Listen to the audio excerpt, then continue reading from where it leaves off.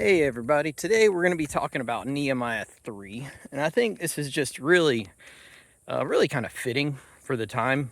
In the past couple of days I've had some people that, I've had to talk to and lift up, and, Nehemiah 3, while there seems to not be a lot of content in it, right, there's something to be said for it, right? So in Nehemiah chapter 3, we get a glimpse of the building of the wall, right? And sometimes it seems a little arbitrary, when we come to chapters like this, because this chapter says, these guys from this point in the wall they built, and these guys from this point in the wall they built, and from these guys from this point in the wall they built. But there's something to it, right? In the 80s and the 90s, we had training montages in all kinds of movies, and they were there for a purpose. Like this chapter is here for a purpose, and it's surrounded by things that are actually really interesting, right? So the end of chapter 2, a couple of guys named Tobiah and Sanballat, they are discouraging the people. They're taunting them. They're bragging about what they have and what the Israelites do not have, right? And then in chapter 4 they actually start military plans against them because the taunting didn't work. But in chapter 3, the Israelites just build, right? They put their head down and they did the work, right? And I feel like we miss that point sometimes. We get to this point to where we're just like, oh, I don't know what I'm supposed to be doing. I don't know. I just feel like I'm in a rut.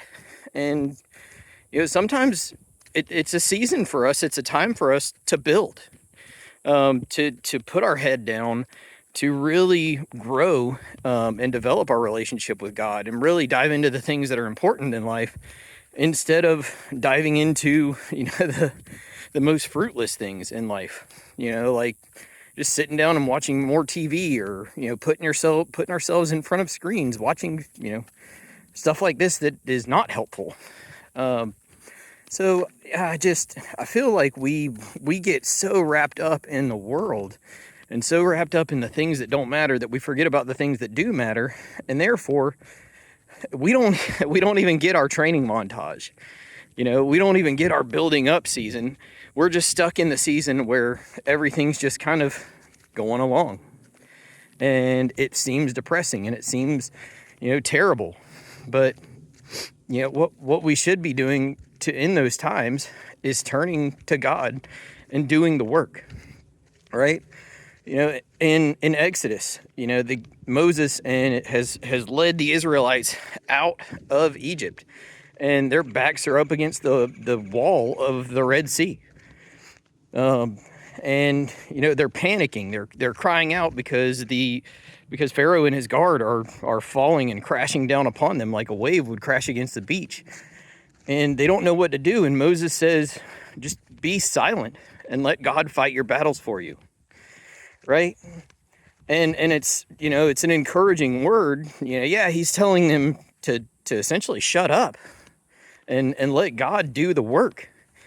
And we can't do that. We can't get out of our own way half the time. But if we all took about, I don't know, a little bit of time here and a little bit of time there, each according to his need, to just sit down and think and pray and meditate on the Word of God and God's law, it would make our lives a lot easier, and it would make our decisions a lot easier.